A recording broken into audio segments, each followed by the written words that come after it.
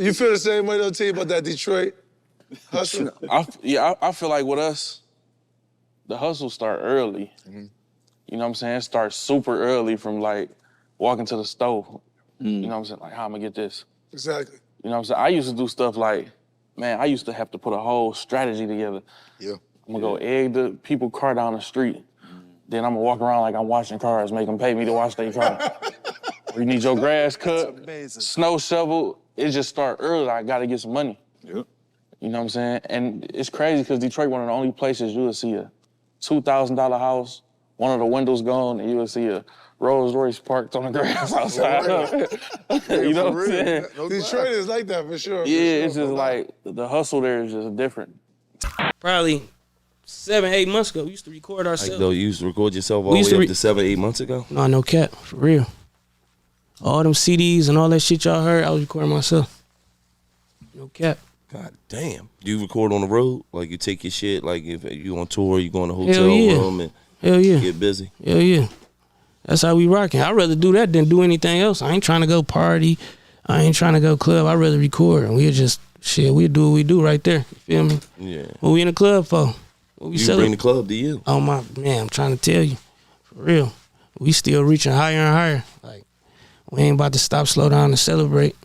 Because I'm looking good to others, but sometimes I look out and see somebody, they doing their thing. Like, man, let me get to that point. And then when I get to that point, I'm going to use somebody else's motivation. I grew up listening to Stunt Hard, Rocaine, Bang Gang, Babyface Ray, Kash for sure. Mostly Detroit artists, I would say that. I would say every Detroit artist that was popping at the time when I first started rapping. What's his name? Eastside 80s, Dex Osama. Y'all, if y'all go back in time, you know what I'm saying? Like when shit was fun. Like right now with this Corona stuff, and I don't know, I think everybody's favorite year was 2017, you know?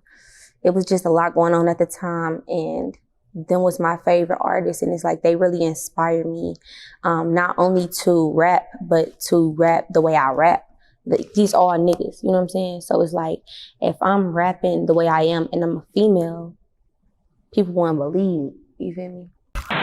Just like, they try to treat women like, you know, we can't do certain things. That's with anything, not just music, but like, we can't do certain stuff, so. I think it's definitely a deal. What'd you say? How is Dave Loaf gonna break the glass up? Just come in with the one swag, you know. I don't know, I'm just gonna do me, really just being me. My music don't sound like nobody else's. So, I mean, I could just be me, that's really. Even as a kid, basically, what are you listening to? What's being played on the radio? What's the main focus at that time? I know was big for sure. Yeah, Blade and them was big back in the day. That's kind of who I first heard from the city, like just going crazy with the rap shit, was Blade and them when I was a kid. You can ask anybody that I done work with. I work with Art Force, Maul, you know what I'm saying, AK, Larry Nix, anybody. I'm so picky when it comes to the beat, man. Right. If I don't come in and it sound like the club downstairs, you know what I'm saying, with a beat made, I'm straight. Right. I'm not, you know what I'm saying? You gotta get the beat down packed. You gotta have them beats. Your beat gotta be rapping, you know what I'm saying? They could be playing the beat and they could be, you know what I'm saying, feeling, knowing what you about to say, you know what I'm saying? You just can't come with the power, bro. All that, man. I'm sorry, Detroit rappers, man, you know what I'm saying, man? You gotta quit that. I'm the ruler of the Great Lakes. I'm putting my foot down, man. All you cats with them weak beats out there, man, boy with y'all. Boss up, man. It's like, we call it the 3 keys of doom. It's I'm like not they saying get... no names, man, but I mean, dude. I ain't saying my album the coldest album out in the world too, you know what I'm saying? I got flaws and everybody got their opinion, you know what I'm saying? But for the majority, man, your beats gotta be hot, man. I got hot beats. My shit is hot. In your opinion, from what you've seen, what you've experienced, what's the biggest mistake a Detroit rapper makes? Oh, man. Probably being too real, for real. Being too real, you know. Probably, you know, 1 foot in, 1 foot out. Detroit different, man. You know, Detroit, you know, shit ain't fabricated in Detroit, you know, but sometimes we don't really know when to leave certain shit alone, you know, and embrace the other. What the world don't know, as far as like the Detroit shit, like we like the Cartier glasses, like buffs. We call them buffs. They really buffalo arms, living horns. Buffalo arms. Most, you know, Detroit niggas, they go put diamonds in their shit. You know, you'll see somebody with diamonds. You'll see Floyd. Floyd got some buffalo. You know, they like $2,500 glasses without. They like $2,500, $2,000 without diamonds. Period. You know. That's a Detroit nigga, you know, buffs, like them Cardi shit. Days, when you see Days with them Cardi glasses on with the white orange, those buffs. And people get killed for them glasses here, for real, like, for real. They kill you over them motherfuckers. Them motherfuckers serious. Glasses, they're serious. I had some green and golds. I dipped them bitches rose gold and had a rose gold chain. We got pictures on Instagram, Yeah, you know? there's pictures and all that shit. All true shit what we be spitting, man. So when y'all meet? Like 16, y'all was already doing all of that. When did y'all meet each other? I met Keith in 9th grade. Yeah. 9th grade, I met him. He was with Dre. Yeah. I was with B. Smith.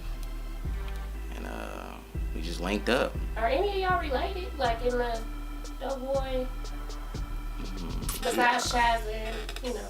Some people like cousins and shit like that, but like people, parents, you know each other and you know they're running together. It's deep. Yeah, it get really deep. Yeah. Now that'll take an hour to talk about all of that. I'm really like the first successful nigga from this hood, from Plymouth for real. We didn't have motherfuckers who did their thing, but like what I do for the city, what I do for my hood, ain't no nigga never did it. You know what I'm saying? That's why I bring the big rappers back to this motherfucker, cause I get a hood hope. It's like, you know what I'm saying? My hood, they can't really relate to jewelry or, you know what I'm saying, if they don't know you. So it's like, they grew with me. They watched me come from 1 chain, 2 chains, 3 chains, dirty little snap to successful snap. And it's like, me being thankful, I just bring like the big rappers to the hood. When I shoot a video, I bring the whole hood out. All the kids that pop out, we'll take pictures with the big rappers.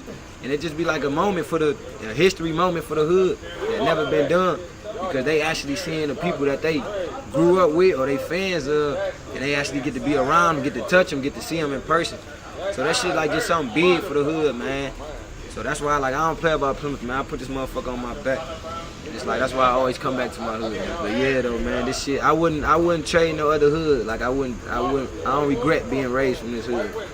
But okay, so you were rapping all through high school or what? I could rap. Uh-huh. But I just didn't rap. Like I said, I got homeboys that rap and shit. But like it's crazy that like I used to have people that rapped in school, like homeboys that really took rapping serious during school, like my everyday niggas, but they never knew I rapped. Like you feel me? But I rap. Like I could rap. I could rap. I been knew how to rap, but I just never really wanted to be a rapper. You feel me? Like I just knew I could rap, but I just like we had motherfucking ciphers in the hallway and shit. I never rap. I'll probably be making a beat or something on my like hyping niggas up type shit. You hear me? I never wanted to rap, but I knew I could rap. Right. I just knew that, like, I feel like niggas would take my shit. I ain't gonna lie. Like, I just knew. I always felt like that. Like, I always felt like the way niggas, like, I just felt like niggas would take my shit. Like, because I heard it before. Like, before I even, like, blew up, I'll go to the studio, I'll rap a little bit, and I hear, like one of my homeboys come like, hey, bro, tell me why a nigga try to steal your rap today, try to spit your rap to me. I'm like, nigga, I know him. Like, but I'm not famous yet type shit. So now then I just like, I don't know if y'all remember Fun for Mobile? Yeah. Put ringtones. I used to like do that, and my shit was going crazy on there in my hood. So like, it was like, I'm like, damn, I probably could do this shit for real. I've always been like a mental strong person. You know what I'm saying? Right. I'm strong in the mind. And I also had good support system around me, like my mom, you know, Tracy, you know, like my assistant, my sisters, my friend, my best friend, you know, because she been through it before. My best friend, that's my dog right there. And just talking to them and people that really genuinely love me and just giving me that motivation, like, no, you're gonna always be that. Don't let that, don't feed into that, like staying off social media, comparison, my body from when it used to be. Just embracing where you at in life is important. Because I feel like people just be so busy trying to get to something else that they don't embrace where they're at. Like, and I had to embrace that I have a home. I have a beautiful son. Mm-hmm. You know, I got it out the way. Right. Be happy. You done? You ain't pregnant no more. I don't want to be. I want one more, but another hoe, that's a sentence. I did a bid. Bid? No, but that's the thing where I need you to help me at. Do you feel that y'all get overlooked a lot? I mean, not really. Our fans show us love, you know. We don't get played as much on the radio and all that, you know. But we definitely don't get overlooked. Yeah, fans hold us down. And our fan Sometimes, base you know. grow a lot too. Yeah. Sometimes the fan base bigger than the hit song. Yeah. Whatever you want in life, first of all, wanting something is acknowledging the lack of it, right? So remember in our last interview, I talked about God gives you what you ask for.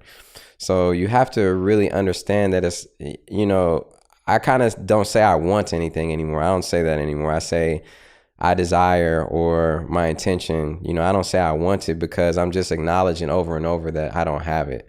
And I don't want to match that vibration of not having it anymore. So instead it's, you know, this is my intention, my desire, and I put myself vibrationally on that frequency of already having it, already being there.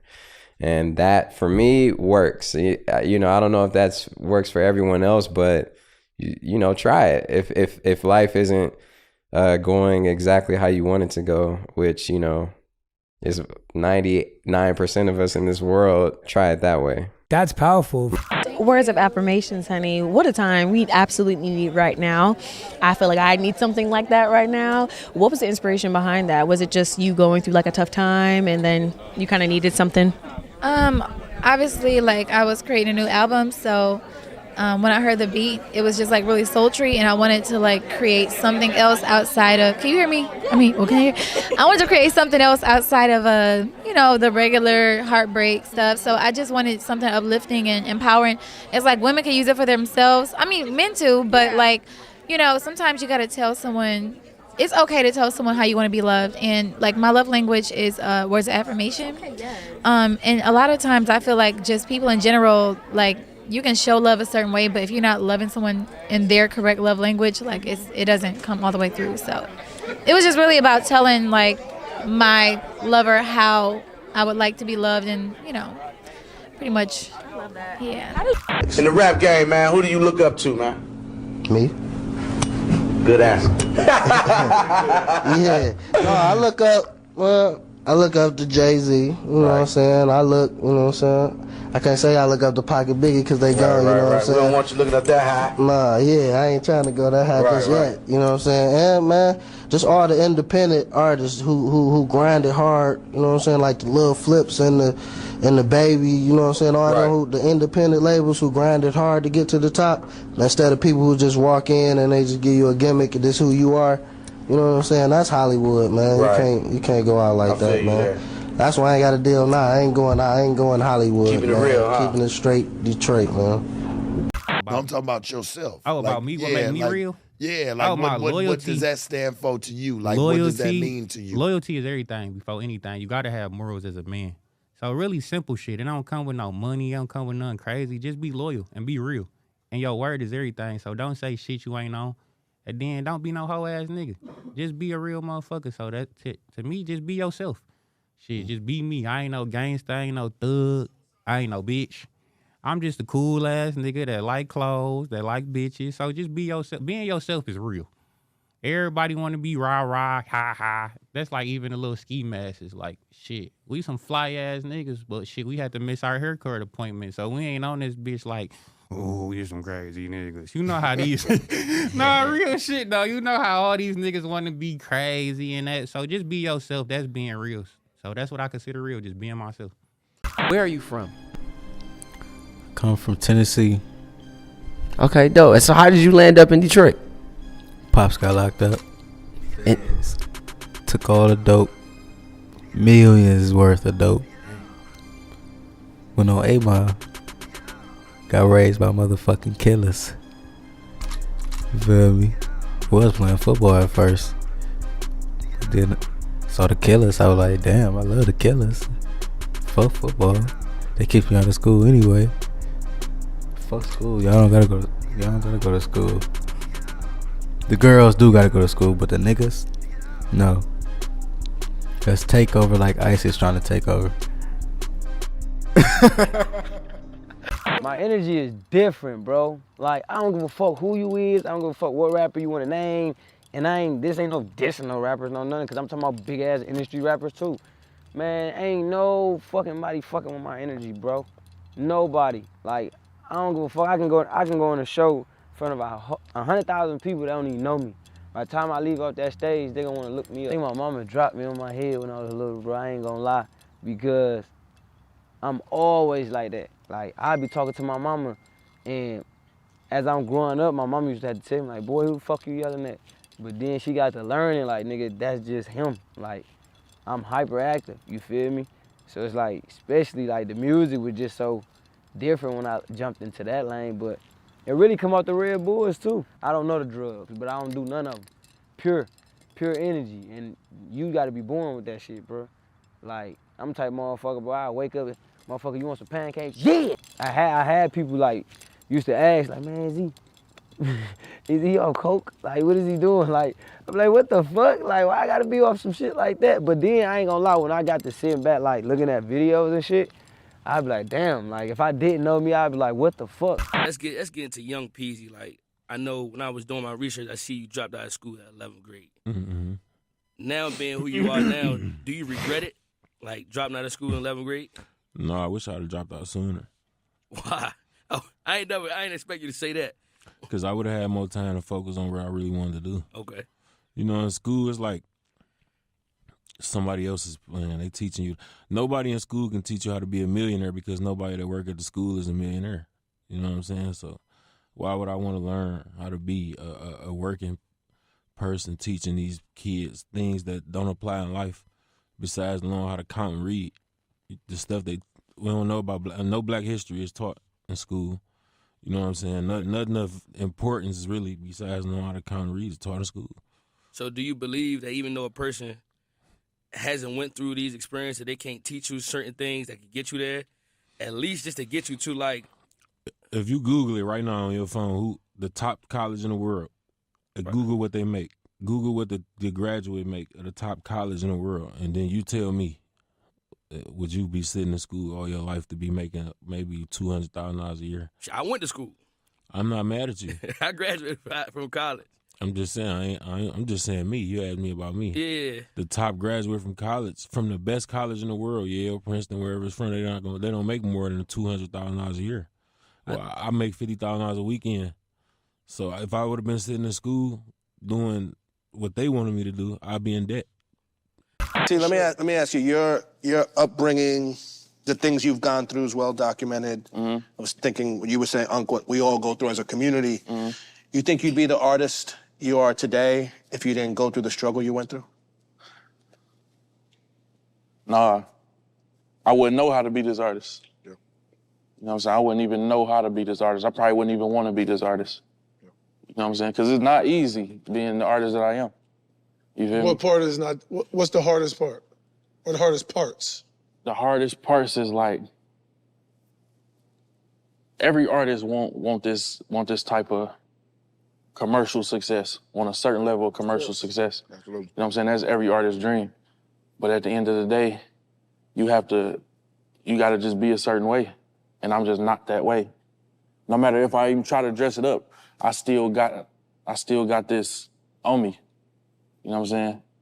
What's this, meaning like? Like this, like I done been in prison, family done been in prison.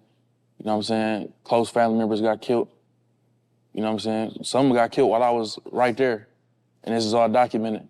You feel me? And everybody not gonna wanna attach themselves to that. No matter that, I'm not even on no bullshit. Right. You feel me? I'm really chilling. I really don't want no trouble. You know what I'm saying? Because I've been going through it all my life. You know what and I it's love? crazy. Your mom was It's in crazy jail, with right? artists.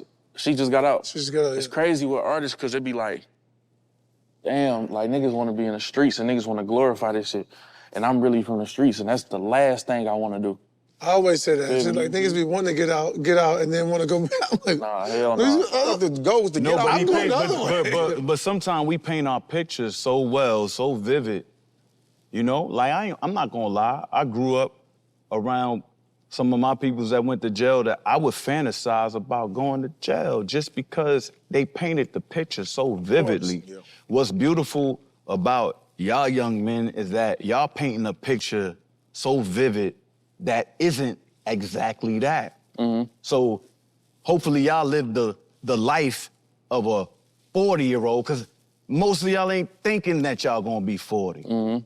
And when you get there and have the privilege that y'all have of seeing things the way y'all do, y'all gonna be able to impart that to a younger generation that see y'all coming up like this.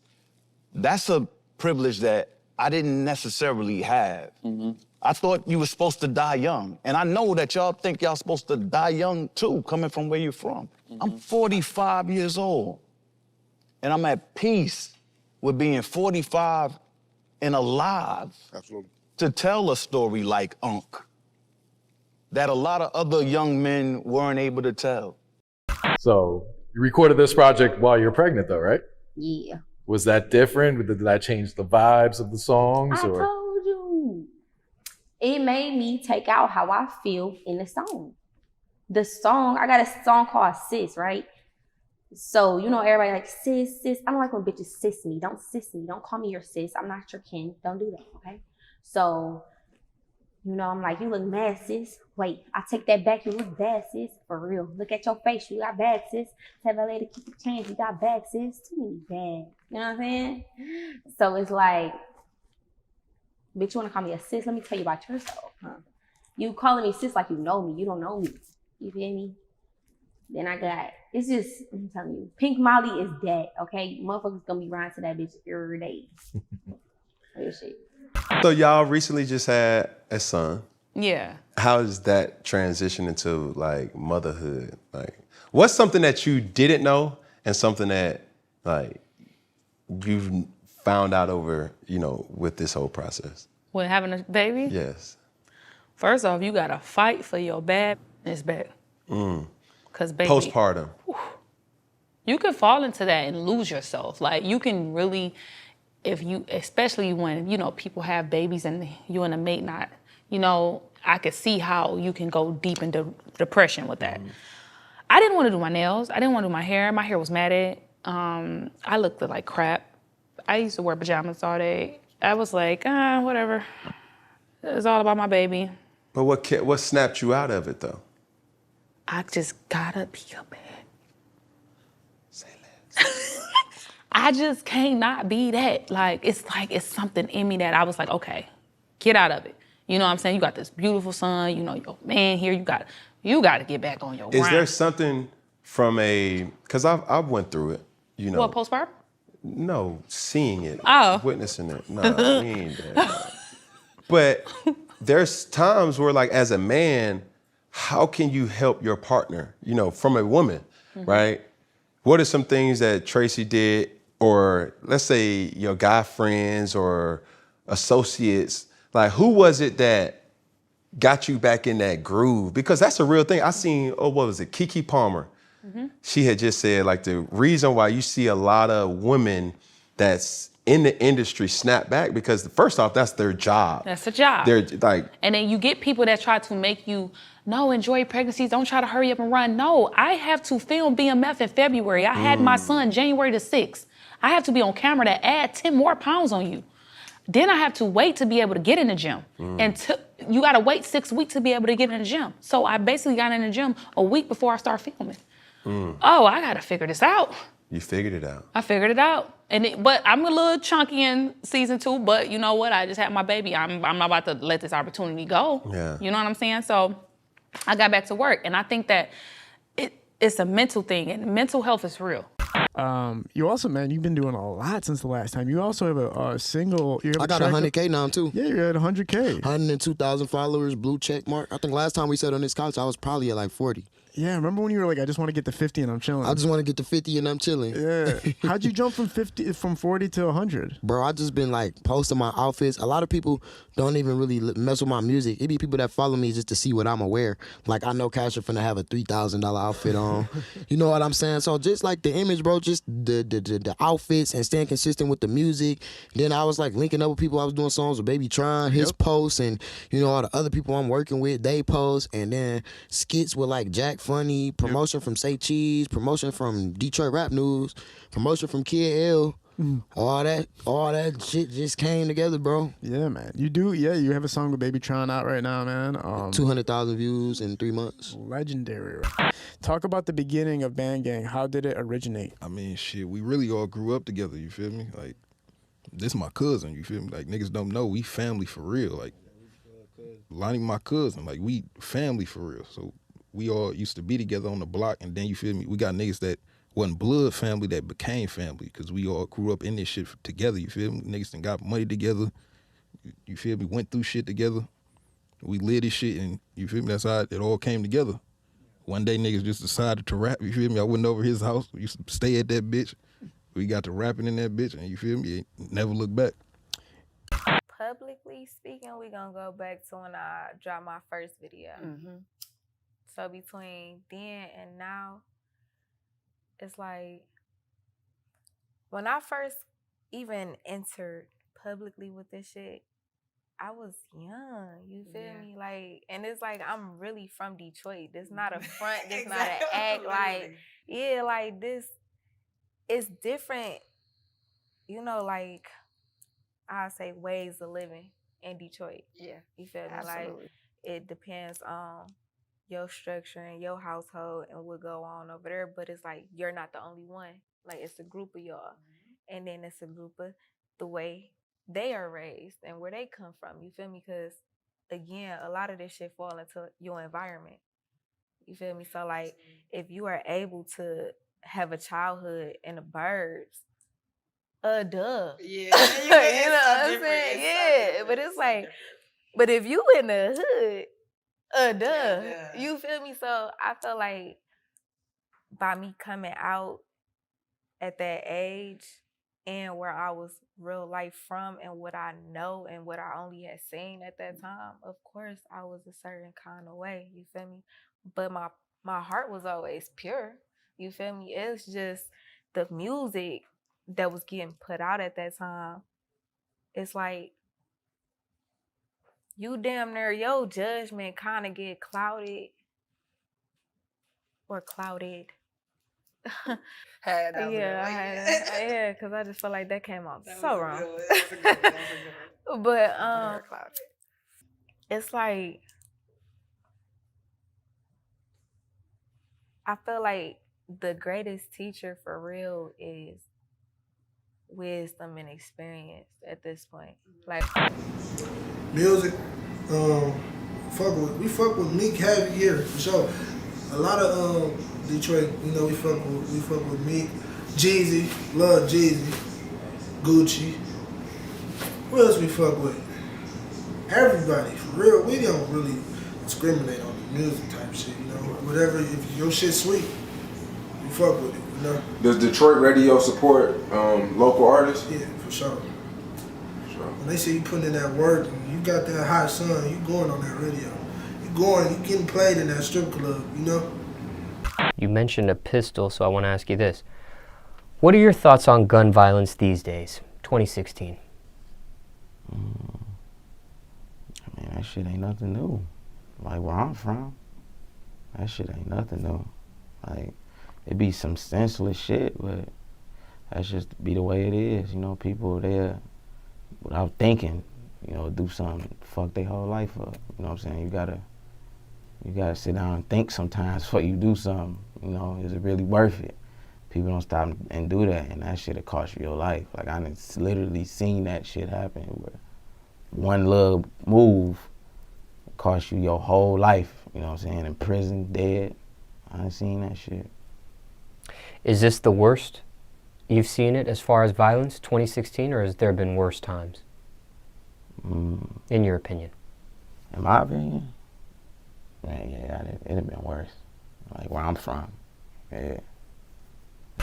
I'm telling you, 04, this my year, this Icewood's year. Please believe that. For sure.